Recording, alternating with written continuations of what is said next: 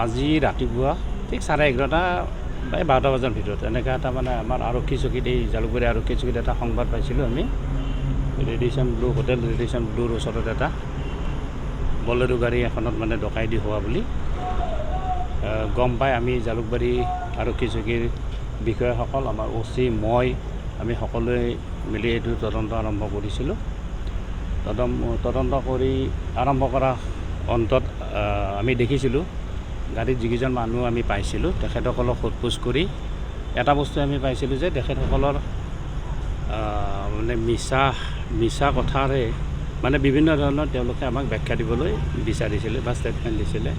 অধিক তদন্তত আমি তেওঁলোকক অধিক সোধপোছ কৰাৰ অন্তত আমি জানিব পাৰিছোঁ তেওঁলোকে যোৱাকালি বেজেৰাৰ ওচৰৰ পৰা গৰু লৈ শ্বিলঙলৈ গৈছিলে আৰু শ্বিলঙৰ পৰা 3টা জেগাত তেওঁলোকে আজি ৰাতিপুৱা পইচা উদ্ধাৰ কৰিছিলে গৰু ব্যৱসায়ত পইচা উঠাই লৈ তেওঁলোকে শ্বিলঙৰ পৰা আহি আছিলে। আহি থকা অৱস্থাত সিহঁতৰ যিখন বলেৰোত আহি আছিলে সেই বলেৰোখনত মেহবুব আৰু আজমল বিভিন্ন ব্যক্তিৰ লগত কথা পাতি আহি আছিলে আৰু কিবা তৰ্ক বিতৰ্ক হৈ আহিছিলে পইচা পাতিক লৈ। তাৰপিছত ৰেডিশ্যন ব্লুৰ ওচৰ পাওঁতে সেই গাড়ীখন আহি পায়। তাৰপিছত সেই গাড়ীখনৰ মানুহখিনি আৰু এই গাড়ীখনৰ মানুহখিনি মানে ধুনীয়াকৈ সুন্দৰভাৱে কথা বতৰা পাতে।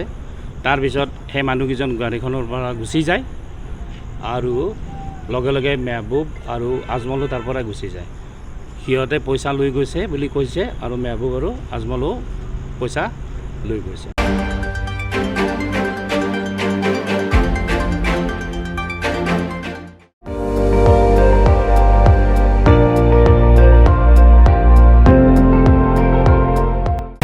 আপুনি চাই আছে ND24 সৰ্বশ্ৰেষ্ঠ নহয় সৰ্বোত্তমৰ দৌৰ।